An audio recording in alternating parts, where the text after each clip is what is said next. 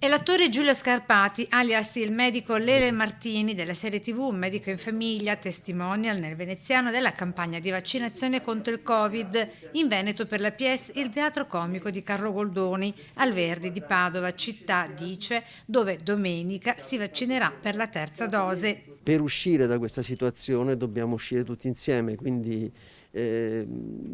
dialogare con coloro che sono contrari, che sono Novax o che non sono contrari a vaccinarsi, cercare di convincere il più possibile, perché dipende da noi che anche il futuro di questo paese economicamente, culturalmente, pensiamo anche al fatto che i teatri sono stati chiusi, cinema per 2 anni e quindi tutto il settore, molti per esempio lavoratori, anche tecnici, hanno cambiato mestiere.